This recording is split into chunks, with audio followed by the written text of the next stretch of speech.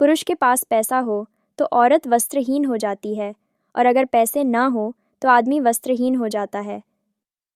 जब कीर्ति से मेरी शादी की बात चल रही थी तो मुझे सच में लगा कि यही वो लड़की है जिसे भगवान ने मेरे लिए चुना है। शुरुआत में हम इतने अच्छे से एक दूसरे से जुड़े कि बातचीत धीरे धीरे जिम्मेदारियों से आगे बढ़कर निजी पलों तक पहुंच गई।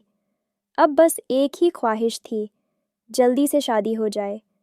कीर्ति हमेशा कहती थी कि वह मुझसे ज़्यादा मेरे माता पिता से प्यार करेगी, और सच कहूँ तो एक पुरुष को और चाहिए भी क्या, एक ऐसी जीवन साथी जो प्यार दे, साथ निभाए और माता पिता का भी आदर करे।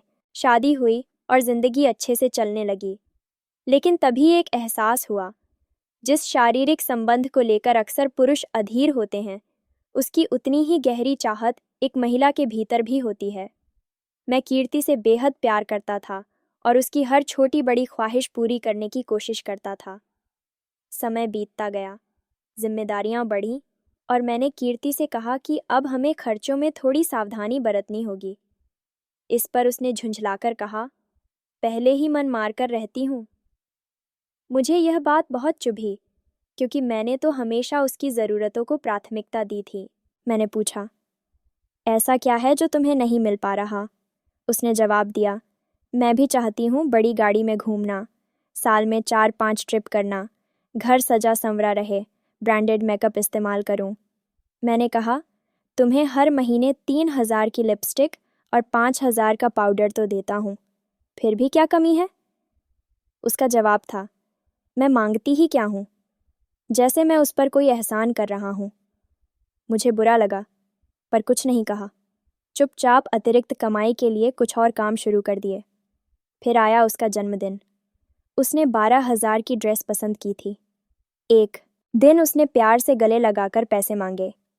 मैंने थोड़ा मजाक में कहा कि इस महीने संभव नहीं, सैलरी में देरी हो रही है, इस बार साथ में केक काट लेते हैं, ड्रेस अगली बार। लेकिन उसे ये बात पसंद नहीं आई। उसने कहा, एक ड्रेस भी नहीं दिला सकते? अब तो मेरी इज्जत भी चली गई। मैंने समझाने की कोशिश की, ड्रेस अभी ना मिले तो बाद में ले लेना, क्या फ़र्क पड़ेगा? उसने कहा, मैंने अपने दोस्तों से कहा है वही ड्रेस पहनूंगी, अब क्या मुंह दिखाऊंगी?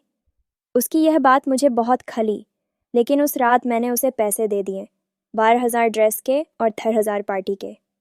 पैसे मिलते ही वह फिर से वही प्यारी कीर्ति बन गई। मुझे गले लगाया, सॉरी कहा और फिर से नज़दीक आने की कोशिश की, लेकिन इस बार मेरा दिल दुखा था। मैंने उससे कहा, गलती तुम्हारी नहीं, मेरी है। मैंने समझा था कि तुम्हें मुझसे प्यार है, लेकिन अब लगता है कि तुम्हारा रिश्ता सिर्फ पैसों से है। कुछ दिनों बाद मैंने फैसला लिया कि अब गांव जाकर माता पिता के साथ रहूंगा। कीर्ति को बताया तो उसने कहा, गांव में तो बहुत दिक्कत है, वहाँ लाइट भी नहीं रहती। मैंने कहा, तो माँ पापा को यहाँ बुला लेते हैं। उसका जवाब था, उन्हें यहाँ अच्छा नहीं लगेगा, वो गांव के खुले माहौल के आदी हैं। मैंने कहा, इसीलिए तो उनके पास जाना चाहता हूँ, क्योंकि वो मुझसे बिना किसी शर्त के प्यार करते हैं। मैंने अपना सामान पैक किया और कहा, अगर चलना है तो चलो, वरना मैं जा रहा हूँ। वो नहीं आई। मैं अकेला गांव लौट आया। माँ पापा को सब बताया, लेकिन उन्होंने मुझे ही समझाने की कोशिश की। फिर भी मैंने पैसे भेजना जारी रखा, लेकिन जब 4 महीने बाद उसने कहा कि वह गांव आकर रहना चाहती है, तो मैंने पैसे भेजना बंद कर दिए।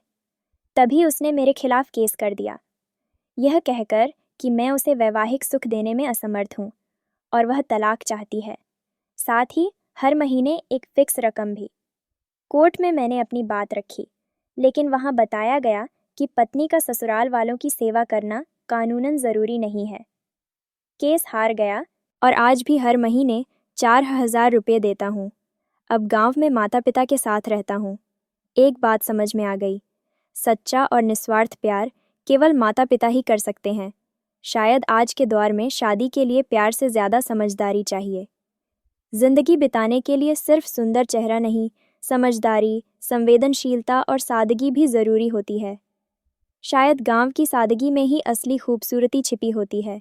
स्टोरी अगर पसंद आई हो तो हमारे चैनल को सब्सक्राइब कर ले, वीडियो को शेयर कर दे और एक लाइक ज़रूर करें